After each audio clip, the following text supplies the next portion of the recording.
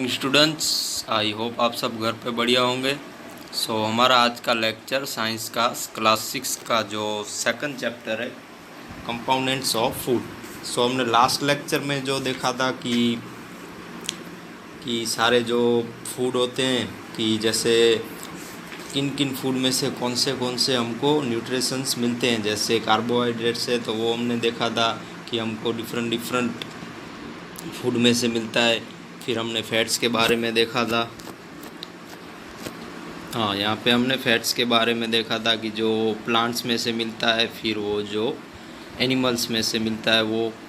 फिर हमने जो प्रोटीन्स के बारे में देखा था कि प्रोटीन्स प्लांट्स में से किन फूड में से मिलता है, देन एनिमल्स में कौन से फूड में से मिलता है, वो सब हमने लास्ट लेक्चर में देखा था। आप आगे है, हमने लास्ट में थोड़ा वाटर के बारे में भी देखा था कि जो वाटर होता है वो हमारी बॉडी को क्यों इम्पोर्टेंस है और वो हमको कितनी मात्रा में चाहिए, उसके बारे में हमने लास्ट लेक्चर में थोड़ा सा देखा था। अब आगे है, टेक अ टोमेटो और fruit like a lemon, cut it in two small pieces, do your hands get wet will doing so. अब ये है कि जो फ्रूट्स होते हैं उनमें वाटर की मात्रा कैसे होती है और हमारी बॉडी में हम कैसे जो हमारा भोजन खाते हैं उसमें हम वाटर कैसे कंबाइन करते हैं। जैसे टोमेटो और लेमन होता है तो उसको आप कट करेंगे तो आपको दिखने को मिलेगा कि उसमें थोड़ा पानी, मतलब कि थोड़ा ऐसे रसीले, ऐसे जो ये सारे जो फूड होते हैं वो। Carefully observe whenever vegetables and fruits are being cut, peeled, grated or mashed at your home. Do you find any fresh vegetable or fruits that do not contain some amount of water? अब आप ये कभी आराम से ये आप observe करना कि जब आपके घर में कोई वेजिटेबल्स या फ्रूट को आप काटते हो या फिर आप जब सब्ज़ी बनती है आपके घर पे, तो आप उसमें देखेंगे कि उसमें थोड़ा सा या फिर थोड़ी अमाउंट में उसमें वाटर होता है, जो पानी थोड़ा होता है। We see that many food materials themselves contain water to some extent. Our body needs are made by this water. Apart from this we also add water while cooking many food items. अब क्या है कि कुछ ऐसे भी materials होते हैं उनमें पानी होता है, वाटर होता है, और हमारी बॉडी को वो वेजिटेबल से मिलता है। या फिर अगर आप देखें तो कोई हम जब सब्ज़ी बनाते हैं आपके घर पे या हमारे घर पे जब सब्ज़ी बनती है तो हम कुकिंग में क्या थोड़ा सा पानी ऐड करते हैं। जब हम फूड बनाते हैं तो जब रसोई करते हैं तो उसमें थोड़ा सा पानी ऐड करते हैं। क्योंकि हमारी बॉडी को वाटर इन तरीक़ों से भी मिलता है।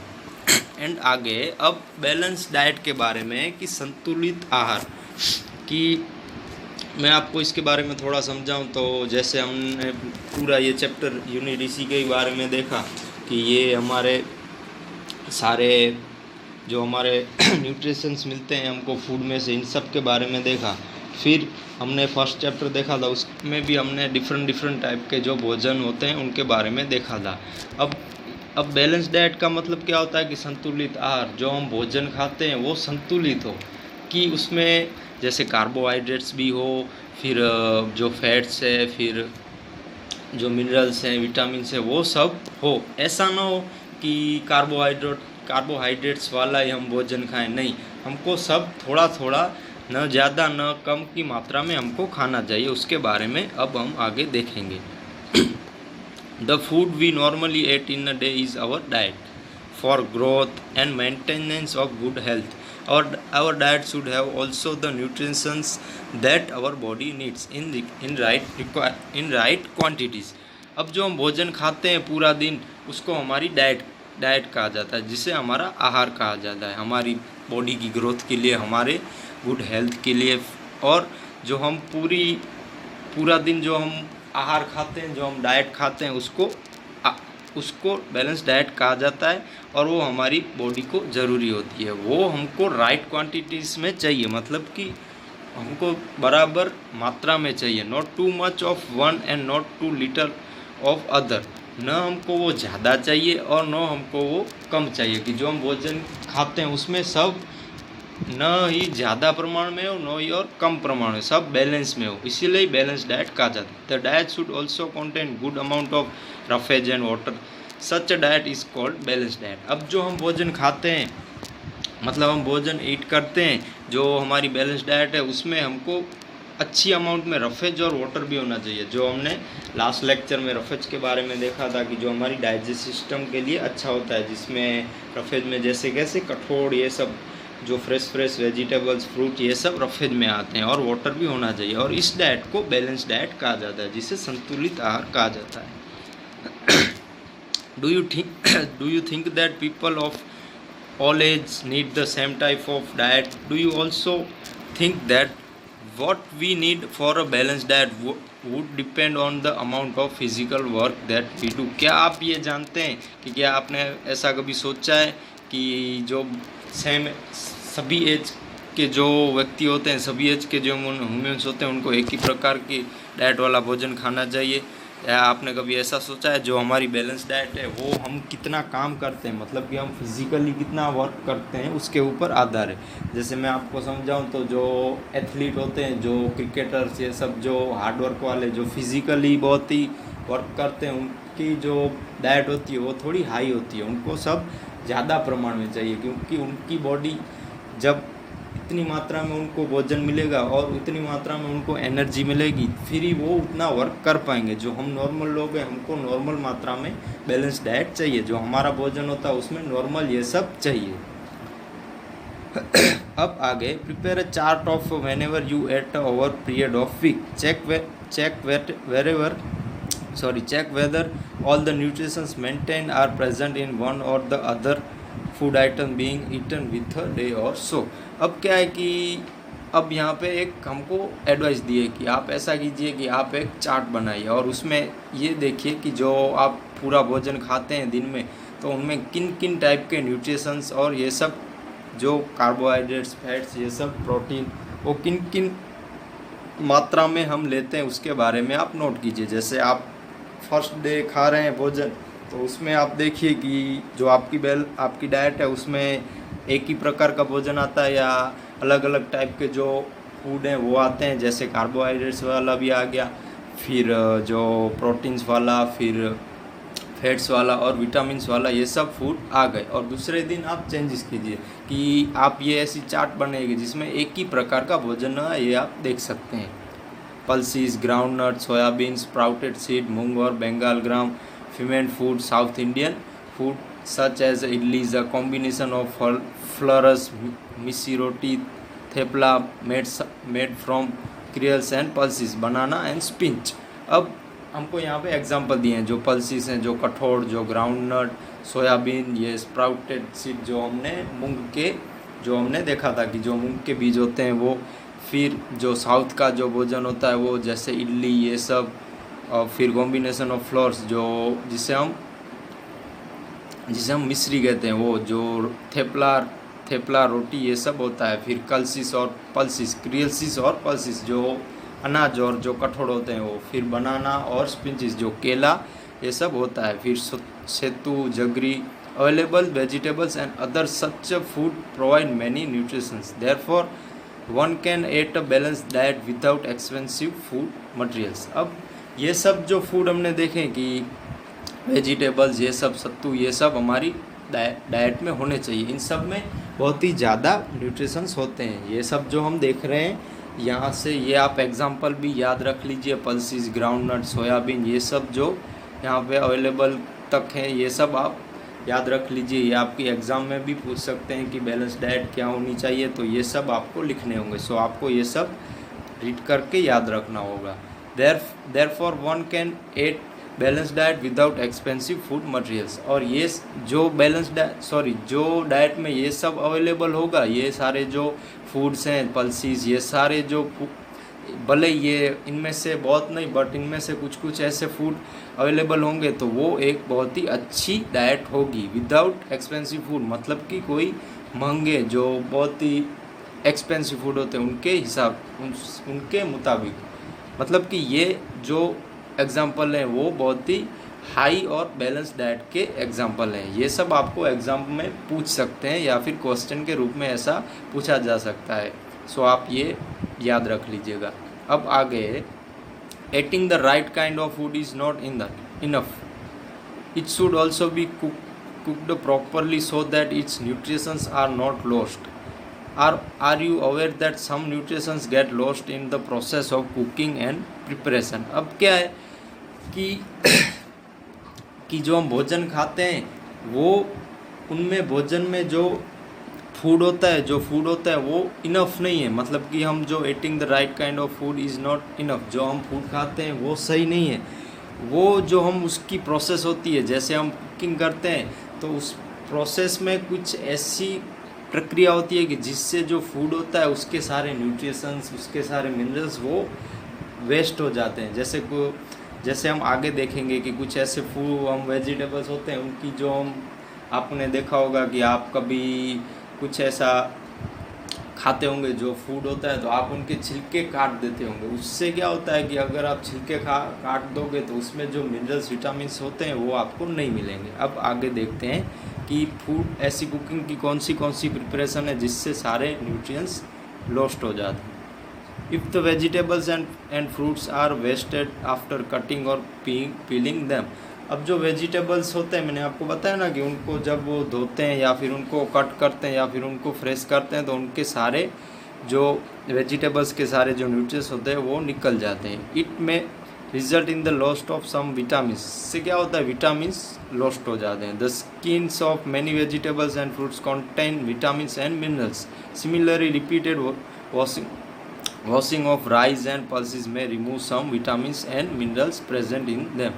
अब क्या है कि जो फ्रूट्स और वेजिटेबल्स होते हैं, जो शाकभाजी और फ्रूट होते हैं, उनमें क्या, जो मैंने आपको बताया उनकी स्किन, जो उनका छिलका होता है, उनको काट देने से उनके सारे जो विटामिन्स होते हैं वो वेस्ट हो जाते हैं। उनके विटामिन्स और मिनरल्स, जो विटामिन और खनिज होते हैं वो वेस्ट हो जाते हैं। इसी तरह जो राइस और पल्सेस होते हैं, जैसे जो राइस और पल्सेस को हम धोते हैं या फिर उनको पानी में, जैसे हम कैसे पानी से उनको वॉश करते हैं, तो उसी तरह उनका भी विटामिन्स और मिनरल्स निकल जाते हैं।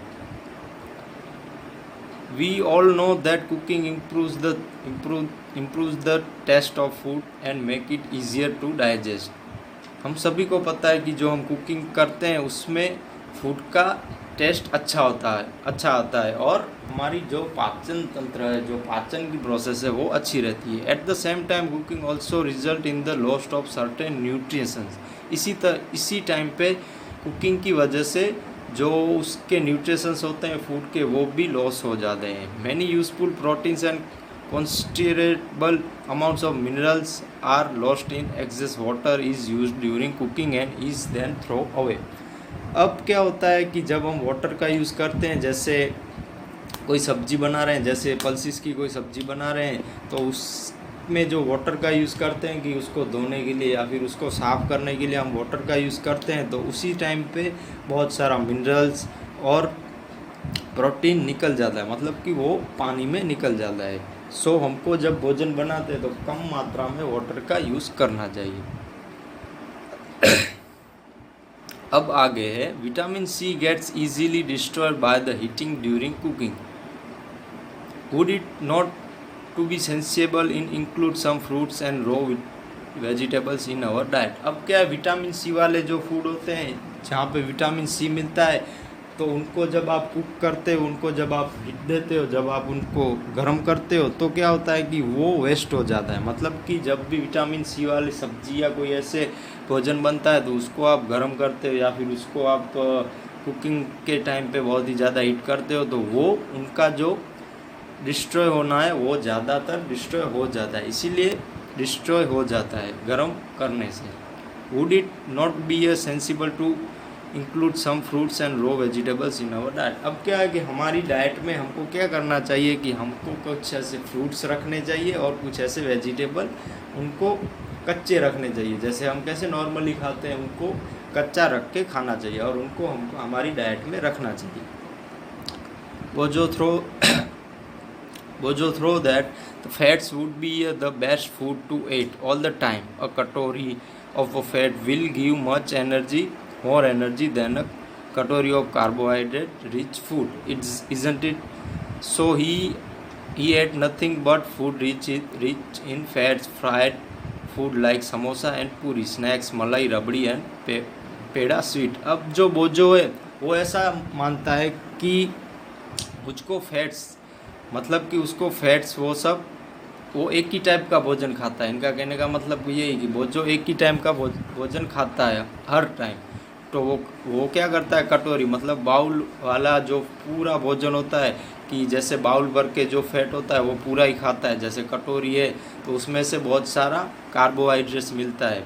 सो वो क्या करता है कि जिसमें से बहुत सारा कार्बोहाइड्रेट्स और फैट मिलता है उसका ही भोजन खाता है। तो उसको लगता है एक ही टाइप की एनर्जी से मुझको एनर्जी मिलेगी, एक ही टाइप के भोजन से। सो वो समोसे सब जो हाई फैट्स वाले भोजन होते हैं वो खाता है।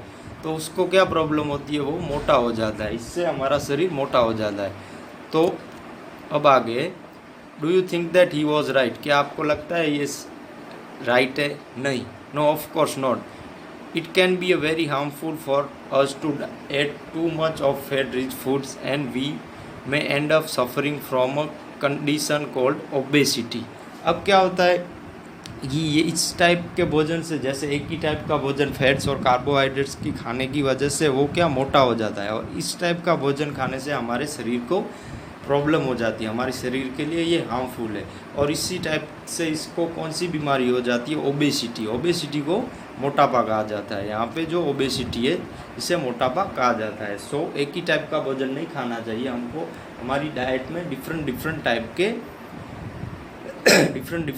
भोजन ऐड करने चाहिए, जिसमें हमको कार्बोहाइड्रेट्स मिले, फिर फैट्स मिले, फिर प्रोटीन्स, ये सब हमारे डाइट में अवेलेबल होना चाहिए। सो दैट ये सब है। अब हम आगे जो नेक्स्ट लेक्चर आएगा उसमें हम डिजीज़ के बारे में देखेंगे कि भोजन की कम मात्रा से कौन से डिजीज़ होते हैं, और भोजन की कम मात्रा से कौन से डिजीज़ होते हैं, और जो विटामिन और मिनरल्स नहीं मिलते तो उनसे कौन से डिजीज़ होते हैं, उसके बारे में हम आगे। तो आज का आपका होमवर्क अब ये है कि आपको आज जो हमने स्टडी की बैलेंस डाइट के बारे में आपको 8 से 9 सेंटेंस लिखने हैं। ये बहुत ही बड़ा टॉपिक है, इसलिए आपको 8 से 9 आपको ऐसे सेंटेंस लिखने हैं कि बैलेंस डाइट क्या होती है, जो हमने स्टार्टिंग से एंड तक जो हमने स्टडी की उसके बारे में आपको 8 to 9 सेंटेंस लिखने हैं। सो आपका फर्स्ट क्वेश्चन यही है, थोड़ा बड़ा है, सो आपको आसानी होगी अलग अलग लिखने में, मतलब कि आपको सेंटेंस वाइज लिखने हैं तो थोड़ी आसानी होगी। सो आपको 8 से 9 ऐसे सेंटेंस लिखने हैं बैलेंस डाइट के बारे में। और आपकी एक्टिविटी है सेकंड, कि हमने जो लास्ट लेक्चर में पढ़ा था, स्टडी की थी। सो आपको चार्ट बनाना है। सो फर्स्ट चार्ट में आपको ऐसे लिखना है कि सोर्स ऑफ कार्बोहाइड्रेट्स, तो फिर आपको 2 आपको ऐसे नेम लिखने हैं। जैसे आपने स्वीट पोटैटो लिखा, फिर आपने राइस लिखा, तो दोनों के आपको नेम लिखने हैं और दोनों की आपको ड्राइंग रेडी करनी है, मतलब कि एक ही चार्ट में दोनों की ड्राइंग रेडी करनी है। फिर आपको एग्जाम्पल ऑफ करके फैट्स के बारे में लिखना है। तो आपको प्लांट वाला एग्जाम्पल लिखना है, प्लांट वाले सोर्स का दो एग्जाम्पल लिखने हैं। फिर 2 एग्जाम्पल आपको जो एनिमल वाले सोर्स के हैं उसके लिखने हैं। फिर थर्ड में आपको जो प्रोटीन्स के सोर्स हैं वो आपको लिखना है चार्ट में, और उसकी ड्राइंग करनी है 2 एग्जाम्पल की। जैसे सोयाबीन लिखा तो सोयाबीन की आपको ड्राइंग करनी है, फिर आपने ग्राम लिखा तो ग्राम की आपको ऐसे ड्राइंग करनी है। फिर इसी तरह एनिमल वाले सोर्स की, जो प्रोटीन एनिमल्स में से मिलते हैं, जो एनिमल्स के सोर्स जो प्रोटीन एनिमल्स में से मिलता है, जैसे एग हो गया, मिल्क हो गया, फिश हो गया, ऐसे 2 एग्जाम्पल आपको लिखने हैं और उनकी ड्राइंग करनी है। फिर इसी तरह आपको vitamin A, vitamin B, vitamin C and vitamin D के 2 एग्जाम्पल के नेम लिखने हैं और उनकी ड्राइंग करनी है।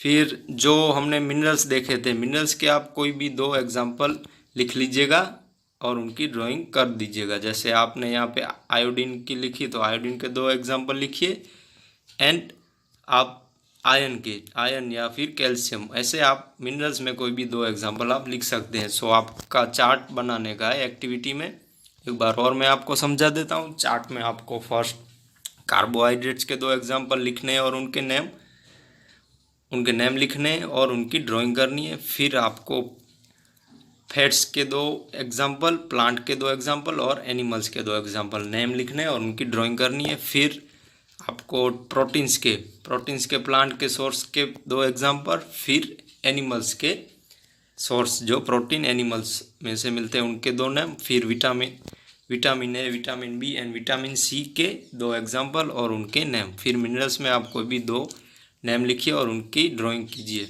सो फर्स्ट क्वेश्चन वो है बैलेंस डाइट वाला, आपको 8 to 9 सेंटेंस लिखने हैं। और जो चार्ट वाला मैंने समझाया, ये थोड़ा वीडियो को रिवाइंड करेंगे तो आपको थोड़ा एक्टिविटी के बारे में समझ आ जाएगा। फिर भी आपको कोई डाउट या क्वेश्चन हो तो मेरा कांटेक्ट कीजिएगा चिल्ड्रंस। ठीक है, take care, bye bye, thank you.